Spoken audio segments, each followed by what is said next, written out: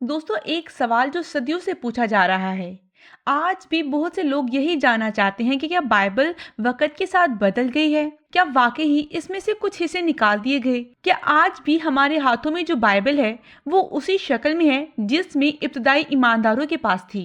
कुछ लोग कहते हैं कि बाइबल को बार-बार बदला गया, कुछ किताबें छुपा दी गईं, कुछ को कैनन में शामिल नहीं किया गया और फिर शक व शुबहत पैदा होती हैं कि आखिर असल हकीकत क्या है।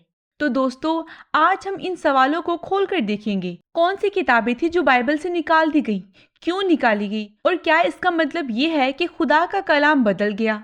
ये वो सवाल हैं जिनके जवाब हर मसीही को मालूम होने चाहिए, ताकि ना सिर्फ खुद मजबूत हो बल्कि दूसरों को भी हकीकत से आगाह कर सके।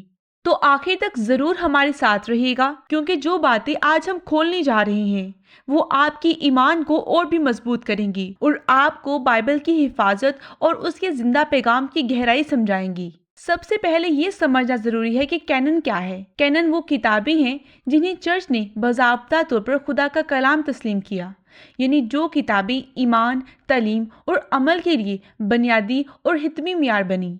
लेकिन तारीख में बहुत सी और किताबें भी लिखी गईं। कुछ किताबें लोगों में मकबूल थीं, लेकिन हर फिरके या हर चर्च ने उसे कबूल नहीं किया। इन किताबों को अपोक्रिफा या ड्यूटरोकैनोनियल बुक्स कहा जाता है।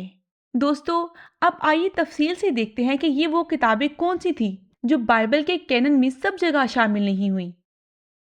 सबसे पहली किताब का नाम है किताब हनूक। ये एक बहुत पुरानी यहूदी किताब थी। इसमें बताया गया कि किस तरह कुछ फरिश्ते गुनाह में गिर गए, जमीन पर आए और इंसानों को बिगाड़ में डाल दिया। साथ ही साथ आखिरी अदालत के बारे में भी बड़ी तफसील से लिखा गया है। आज भी इथोपियन ऑर्थोडॉक्स चर्च इस किताब को अपनी बाइबल का ज़ाब्ता हिस्सा मानता है। उनके नज़दीक ये किताब मुकम्मल इल्हामी और निजात बख्श बसीरत रखती है। लेकिन कैथोलिक, प्रोटेस्टेंट और यहूदी उल्मा ने इसे गैर इल्हामी मानकर बाइबल के कैनन में शामिल नहीं किया। इसकी वजूहात क्या थी? किताब हनूक में ऐसे फरिश्तों का जिक्र है जो आसमान से गिर गए, जिन्होंने इंसानों को जादू, असलहा, जड़ी बूटियां और इल्मी नजूम सिखाया। ये बातें कई कलीसियाई रहनुमाओं के नज़दीक गलत नजरियात थीं। दूसरा, मजहबी इख्तलाफ। कुछ फिरकों का मानना था कि ये किताब उन कहानियों को बढ़ा चढ़ा कर पेश करती है जो महज तमसीलियां अलामती हैं। तीसरा, जुबानी रवायत से खौफ। क्योंकि ये किताब बहुत अरसे तक सिर्फ जुबानी रवायत पर मुबनी थी, इसलिए कुछ उल्मा ने इसे कमजोर बुनियाद पर खड़ा इकरार दिया। लेकिन एक चौंकाने देने वाली हकीकत ये भी है कि किताब हनूक का सीधा हवाला बाइबल के अंदर भी मौजूद है। यहूदा 1 बाब 14 आयत से 15 आयत में लिखा है, हनूक जो आदम से 7वां था, उनके हक में पेशन गोई करके कहता है, देखो खुदावंद अपनी 1000 मुकद्दसों के साथ आया है। ये अल्फाज उसी किताब हनूक से लिए गए हैं, यानी ये किताब उस वक़्त इतनी मरूफ थी कि बाइबल के लिखने वालों ने इसका हवाला दिया। यानी खुद नए अहदनामे में हनूक का हवाला मौजूद है, मगर किताब हनूक को पूरी बाइबल का हिस्सा नहीं बनाया गया। दूसरी किताब का नाम है किताब तूबिया। इस किताब में एक नौजवान तूबिया की कहानी है जो अपने वालिद की बिनाई के लिए और अपनी शादी के सफर में फरिश्ता रफाइल की मदद लेता है। कैथोलिक बाइबल में ये किताब आज भी मौजूद है, लेकिन प्रोटेस्टेंट बाइबल से इसे निकाल दिया गया।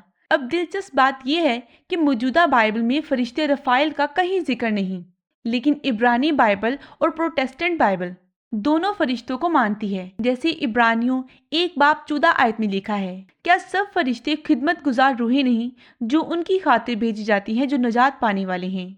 यानी फरिश्तों का किरदार बाकी बाइबल में है, लेकिन रफाइल का खास जिक्र सिर्फ तूबिया की किताब में मिलता था। इसे कैनन से निकाला क्यों गया? प्रोटेस्टेंट उल्मा ने कहा कि तूबिया की किताब इब्रानी जुबान में असली तौर पर नहीं मिली, बल्कि सिर्फ यूनानी में पाई गई, इसलिए उन्होंने इसे बाइबल के इल्हामी कलाम का हिस्सा तस्लीम नहीं किया। तीसरी किताब है किताब हिकमत सुलेमान। ये किताब ज्यादातर हिकमत और रास्तबाजी के बारे में है। इसमें जोर दिया गया है कि असल हिकमत खुदा के खौफ से आती है। आज की बाइबल में ये किताब शामिल नहीं। इसके ख्यालात और जुमले मौजूदा किताब इमसाल से बहुत मिलते जुलते हैं। मिसाल के तौर पर इमसाल 9 बाब 10 आयत में लिखा है, खुदावन का खौफ ही हिकमत का आगाज है। ये वही मरकजी ख्याल है जो किताब हिकमत सुलेमान में बार बार मिलता है, हालांकि असल किताब आज के कैनन में शामिल नहीं। लेकिन इसे कैनन से क्यों निकाला गया? प्रोटेस्टेंट उल्मा का कहना था कि ये किताब भी बाद में लिखी गई, यानी सुलेमान के वक़्त से कई सदियों बाद, इसलिए इसे बाइबल का असली हिस्सा नहीं माना गया। लेकिन मौजूदा बाइबल में यही ख्याल बार बार मिलता है। मकाबियों की कुतब हमारी चौथी किताब है। ये किताब यहूदियों की बहादुरी की कहानियां हैं, जब उन्होंने यूनानी बादशाहों के जुल्म के खिलाफ अपने ईमान को बचाने के लिए लड़ाई लड़ी। कैथोलिक और ऑर्थोडॉक्स कलीसिया इन्हें आज भी मानती है, लेकिन प्रोटेस्टेंट बाइबल में ये शामिल नहीं। लेकिन याद रहे, मौजूदा बाइबल में मुकाबियों का बराह रास्त जिक्र नहीं, मगर यस्सू और रसूल अक्सर यहूदियों की तजदीद फीस्ट ऑफ डेडिकेशन का जिक्र करते हैं। यूहन्ना 10 बाब 22 आयत में इसका जिक्र है। ये ईद दरअसल मकाबियों की फतह की यादगार थी, यानी वाकया बाइबल के ज़माने में तस्लीम शुदा था, चाहे किताब शामिल नहीं। लेकिन इसे बाइबल से क्यों निकाला गया? प्रोटेस्टेंट रिफॉर्मर्स का कहना था कि ये किताब उन किताबों में अगरचे तारीखी अहमियत है, लेकिन ये बराह रास्त इल्हाम पर मुबनी नहीं, बल्कि ज्यादातर तारीख और सियासत की झलक दिखाती है। लेकिन बाइबल में यूहन्ना 10 बाब 22 आयत में इसका जिक्र मिलता है। ये बात साफ और बिल्कुल हकीकत है कि तारीख में कुछ ऐसी किताबें थी जिन्हें हर फिरके ने कबूल किया। कुछ किताबें कैथोलिक और ऑर्थोडॉक्स बाइबल में शामिल हैं, लेकिन प्रोटेस्टेंट बाइबल में नहीं पाई जाती। इसकी एक बड़ी वजह ये थी कि इब्तदाई कलीसियाओं में सबके दरमियान इन किताबों पर इत्तेफाक नहीं था। कुछ लोग इन्हें खुदा का इल्हाम मानते थे, लेकिन कुछ लोग इन्हें महज तारीखी या दीनी मालूमाती तहरीरें समझते थे। लेकिन दिलचस्प हकीकत ये है कि मौजूदा बाइबल में कई जगह ऐसी झलकियां और हवालाजात मौजूद हैं जो ये बताते हैं कि ये किताबें उस वक़्त के ईमानदारों के दरमियान जानी पहचानी थी।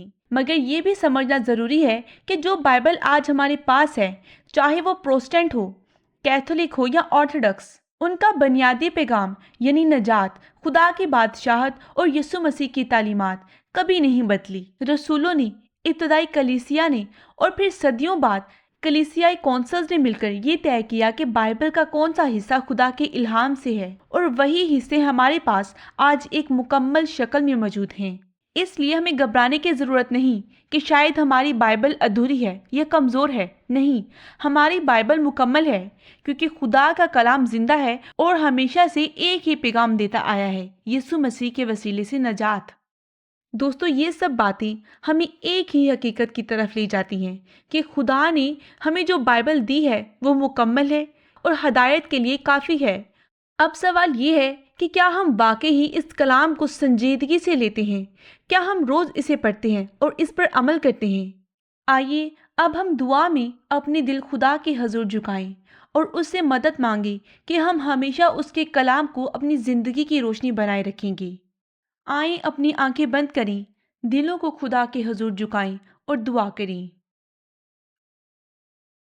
ए कादिर मुख्तलिक और जिंदा खुदा, हम तेरे शुक्रगुजार हैं कि तूने हमें अपनी किताब, अपनी सच्ची और जिंदा बाइबल दी।